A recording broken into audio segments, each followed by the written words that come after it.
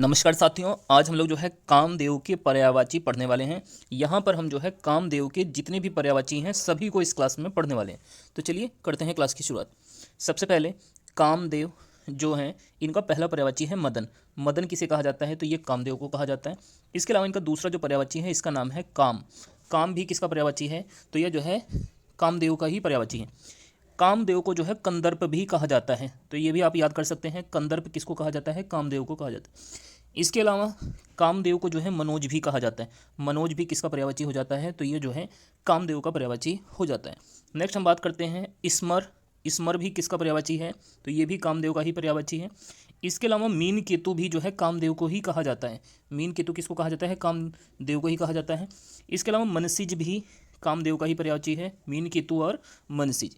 इसके अलावा कामदेव का जो अन्य पर्यायवाची है इसमें मार भी कामदेव का पर्यायवाची है, और रतिपति भी जो है कामदेव का ही पर्यायवाची है, मार और रतिपति।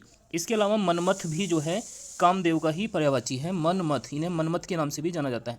इसके अलावा अन्य पर्यायवाची की बात करें कामदेव के, तो अनंग भी कामदेव का ही पर्यायवाची हो जाता है।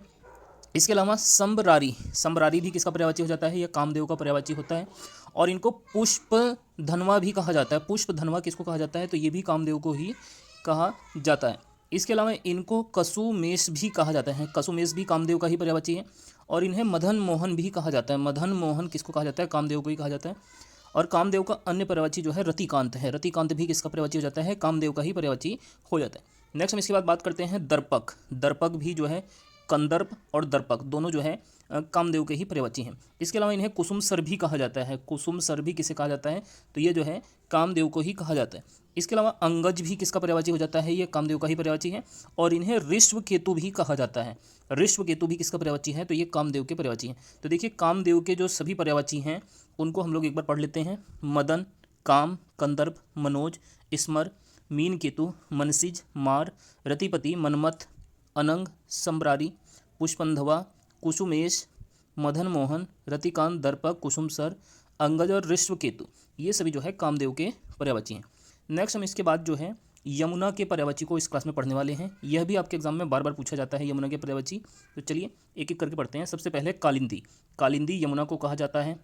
इसके अलावा तरड़ी तनुजा भी किसका पर्यायवाची हो जाता है? तो ये यमुना का ही पर्यायवाची होता है। इसके अलावा इसको जो है सूर्यजा भी कहा जाता है। सूर्य से जन्म लेने वाली सूर्यजा, इसको अज भी कहा जाता है। यमुना का पर्यायवाची क्या है? अज भी हो जाता है। और इसको रवि तनिया का अर्थ हो गया सूर्य की पुत्री, तो यह भी जो है यमुना को ही कहा जाता है। इसके अलावा कृष्णा भी किसका पर्यायवाची है? तो कृष्णा भी जो है यमुना का ही पर्यायवाची हो जाता है। इनको रवि सुता भी कहा जाता है। यमुना को जो है रवि सुता भी कहा जाता है। और इसको जो है काल गंगा भी कहा जाता है। काल गंगा भी किसका पर्यायवाची हो जाता है? तो यह यमुना का पर्यायवाची है। और अन्य पर्यायवाची की बात करें तो जमुना पर्यायवाची किसका है? तो ये भी जो है यमुना का पर्यायवाची है। अक्र भी कहा जाता है यमुना को। अक्र किसका पर्यायवाची है? यमुना का। और इसको यम भगिनी भी कहा जाता है। यम भगिनी भी यमुना का ही पर्यायवाची है। इसके अलावा इसे भानुजा भी कहा जाता है।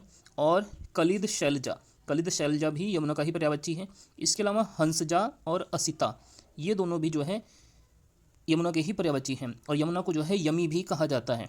और इसके अलावा अरुणतमजा, यह भी जो है अरुणातमजा, ये भी जो है यमुना नदी को ही कहा जाता है। तो देखिए यमुना के जो सभी पर्यायवाची हैं उनमें कालिंदी, तरड़ी तनुजा, सूर्यजा, अज, रवि तनिया, कृष्णा, रवि सुता, कालगंगा, जमुना, अक्र, यम भागिनी, भानुजा, कलिंद शैलजा, हंसजा, असिता, यमी और अरुणात्मजा, ये सभी जो है यमुना के पर्यायवाची हैं।